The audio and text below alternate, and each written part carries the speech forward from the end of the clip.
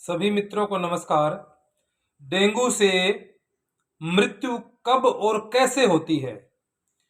जब किसी भी व्यक्ति को डेंगू होता है या कोई भी बुखार होता है, तो जैसा कि मैंने पहले वीडियो में बताया था कि बुखार जब भी आता है तो जठराग्नि मंद हो जाती है, भूख मर जाती है। तो जब भूख कम हो जाती है या भूख बिल्कुल चली जाती है, जठराग्नि आपकी मंद हो जाती है, तो उसके बावजूद भी आप नारियल का पानी पीते रहते हैं या फिर डॉक्टर लोग बोलते हैं कीवी खिलाइए, ज़्यादा से ज़्यादा लिक्विड दीजिए।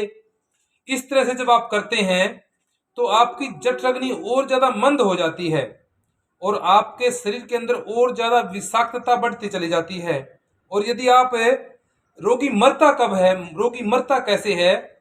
जब डेंगू का रोगी एलोपैथी के डॉक्टरों के वहां पहुंच जाता है या एलोपैथी के अंग्रेजी का ट्रीटमेंट लेता है। मान लीजिए हर 6 घंटे में आप पैरासीटामोल लेंगे या कोई एंटीबायोटिक लेंगे, तो ये तो घरेलू उपचार आपका घर पे करेंगे आप। यदि आप हॉस्पिटल में चले गए हैं तो वहां पर आपके साथ क्या होता है? कोई भी रोगी डेंगू से नहीं मरता है, डेंगू के उपचार से मरता है।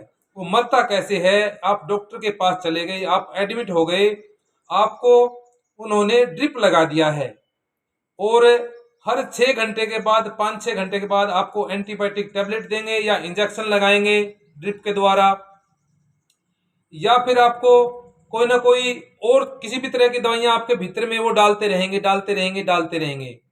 तो इससे होगा क्या कि बुखार जब आया है, अग्नि मंद है, अग्नि आपकी अपने स्थान पे नहीं है, जठराग्नि काम नहीं कर रही है, तो उस समय आयुर्वेद तो ये कहता है, शास्त्री ये कहता है कि भाई उपवास कीजिए, लंघन कीजिए, कम से कम खाइए। और आप एलोपैथी वालों के पास जाओगे तो वो कहता कि भाई ज्यादा से ज्यादा लिक्विड लीजिए, खूब सारे नारियल पानी पीजिए, आपको लीची कीवी खाने के लिए देंगे, वो कीवी खाइए, या आप वो फ्रूटी आती है जो कि सड़े हुए केमिकल से बनती है फ्रूटी, वो पीजिए आप। तो ज्यादा मात्रा में जब आपके अंदर लिक्विडिटी चली जाएगी या ज्यादा मात्रा में आपको अंदर में जब दवाइयां डाल देंगे, एंटीबायोटिक आदि जो भी वो दवाइयां डालते हैं, उपचार करते हैं जिस तरह भी, उन दवाइयों से आपका जो लीवर तो पहले काम नहीं कर रहा था, आपका आमाशय पहले ही काम नहीं कर रहा था, आपकी पाचक अग्नि पहले ही काम नहीं कर रही थी, तो और ज्यादा आपकी किडनी पे लोड पड़ जाएगा। और वो भोजन आप चाहे रक्त में सीधा इंजेक्ट करिए, चाहे आप खा करके मुंह से डालिए, या फिर नीचे से यानी कि किसी भी प्रकार की आप बस्ती भी देंगे, वो भी सब कुछ शरीर को पचाना पड़ता है। वो उन्होंने डॉक्टरों ने आपके भीतर में जो कुछ भी डाल दिया है दवाई के रूप में, ग्लूकोज के रूप में, वो भी आपको पचाना पड़ेगा। लेकिन पचाएगा कौन, पचेगा कैसे? आपको बुखार है पहले से ही, तो आपकी जठराग्नि मंद है, जठराग्नि आपकी मंद है, आपके शरीर के अंदर जठराग्नि मंद होने के कारण आपके अंदर आम बढ़ गया है, यानी कि विष बढ़ गया है, विषाक्तता बढ़ गई है, इसीलिए तो बुखार आया है।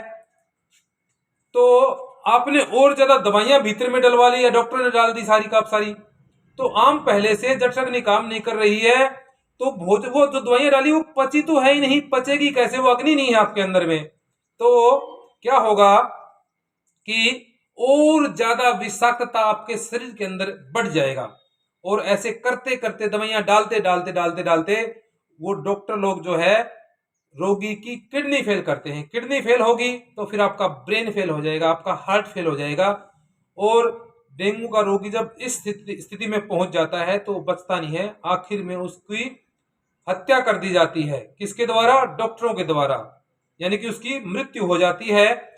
तो डेंगू का रोगी यदि कोई भी उपचार ना ले, या बुखार कोई सी भी बुखार क्यों ना हो, यदि वो कोई भी उपचार ना ले, सिर्फ और सिर्फ यदि उपवास कर ले, लंघन कर ले, तो भी वो रोगी मरेगा नहीं, मरने वाला नहीं है।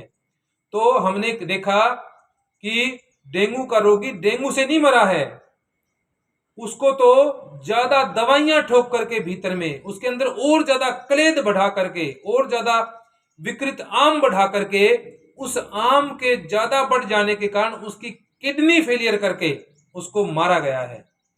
वास्तव में ये अपराध है। तो इस तरह से जो है ये डॉक्टर लोग जो है रोगियों को मारते हैं। इति ओम।